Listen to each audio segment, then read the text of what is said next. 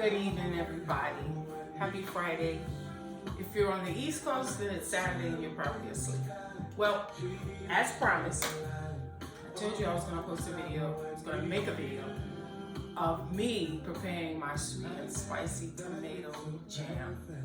Now, I know that there are all sorts of ways to make it, and there's really a common way most people make a jam. But this one is just a little different with a little extra ingredients to it. I'm gonna get right to it. It's late, I'm tired, it's 10:10 here, 1:10 East Coast. Like I said, I know you guys are probably in bed already, and some of you probably were looking for the video all day, and I promised you that I would have it posted up on Friday, and I apologize that I didn't have it on Friday in time for you to see it before Saturday. So anyway, I'm gonna get right to this because I'm tired, ready to go to bed and prepare for tomorrow's live. I'm really excited about that. Okay, so anyway, sweet and spicy tomato jam. I have most of the ingredients, actually all of them right here. Real easy, just a few ingredients. In my pot, already chopped, I have 3 pounds, about maybe 3.5 pounds of tomatoes. I prefer Roma tomatoes. And the reason why I prefer Roma tomatoes over any other tomatoes is because every time I go to buy tomatoes, Romas are the only ones that I find that have, I'm successful at finding a more firmer tomato. A lot of times the big ones aren't that firm. Unless I go to the Sprout store, then I can get some really, or the fresh food market or whatever, produce stands, I can get some really good firm ones. But today I'm using Roma tomatoes. Again, 3 to 3.5 pounds of Roma tomatoes, okay?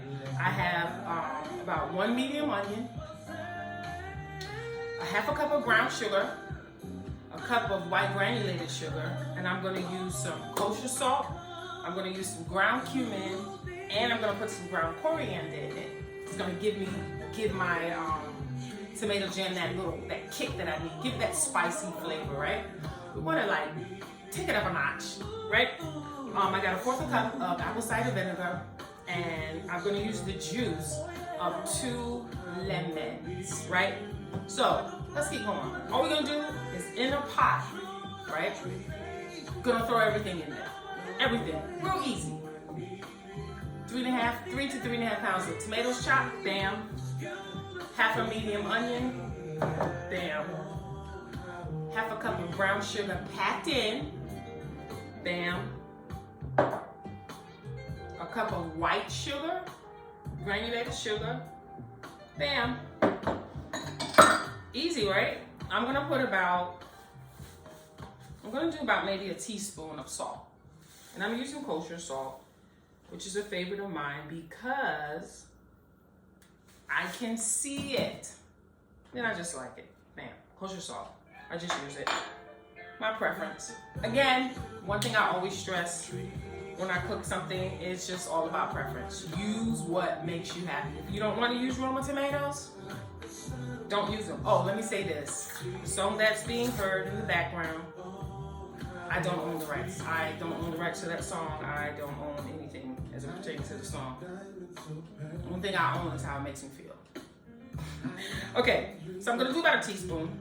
Yeah. Depends. If I want it real spicy with that kick, then I'll add extra cumin and coriander, right? So, there we go. I'm gonna do a little extra. I'm gonna tell you something wonderful about this tomato jam. You can put it on almost anything. If you like grilled cheese sandwiches, you can put it on your grilled cheese sandwich. What's next? Let's put a 1/4 cup of apple cider vinegar. Hamburgers, if you make yourself a hamburger, don't put ketchup. Throw ketchup out, put some of this on it. Spread some of this tomato jam, oh, so good. If you make a like chicken breast, put it on the grill. For those of you that might eat pork chops, put a pork chop.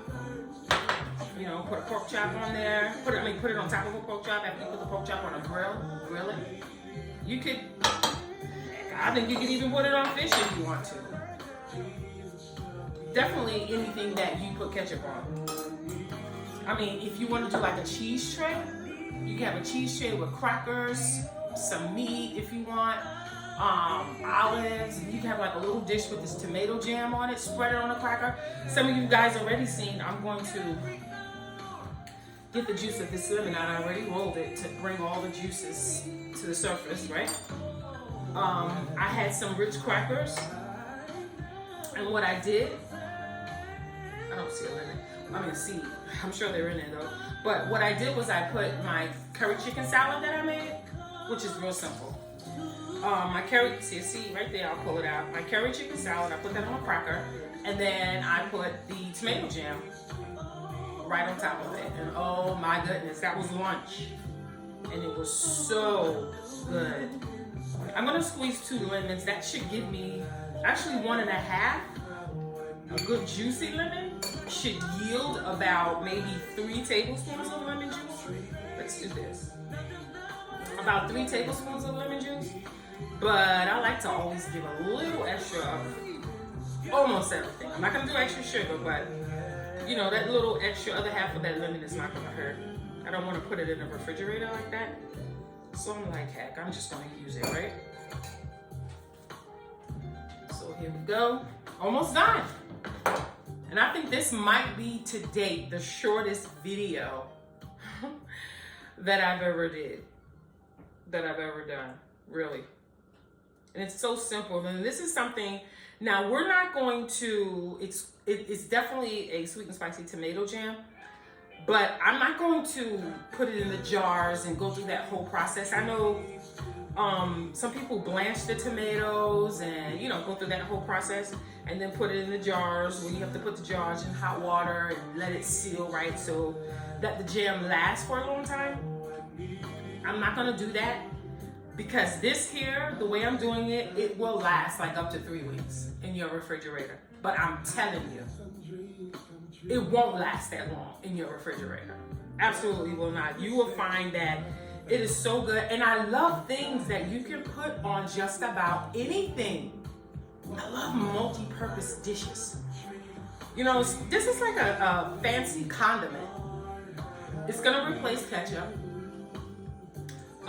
It can replace almost anything. Those of you that eat mustard, even though I know it's a whole different flavor than mustard, you can, I mean, I would smear it on a fancy, I'm not a hot dog or a Frankfurter type person, but I will eat a good sausage. I will. Every now and again, I will at a barbecue. Come on now. Who doesn't want a good sausage? Grill. Put this tomato jam right on it. You go places, let this bring your dish that you bring. Okay, so, I'm gonna get a towel here. And what I'm gonna do now, all the ingredients, bam, right in the pot. Now here's the thing. It takes time to cook. I'm gonna have to put this on the stove and let it simmer for 3 hours. It's a long time, right? And of course, I'm not gonna let you guys, I'm not gonna have the video rolling and have you all just watching the video, watching my pot simmer. No, that's not gonna happen. So what I'm gonna do is I'm gonna sit this on the stove, I'm gonna let it simmer for about 3 hours. I gotta set an alarm because like I told you, it is now 10:16 my time. So I do, in 3 hours, it's gonna be 1 o'clock.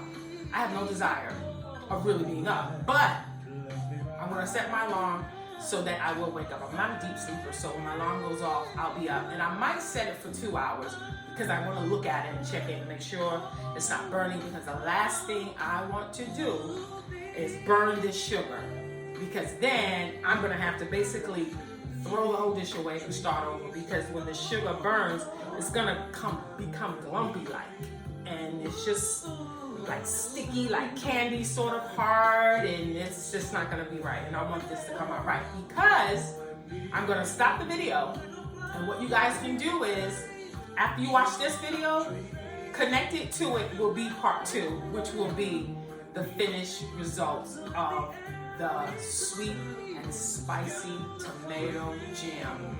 Mwah. So until later, rest on, and I'll see you in a little while. Bye-bye.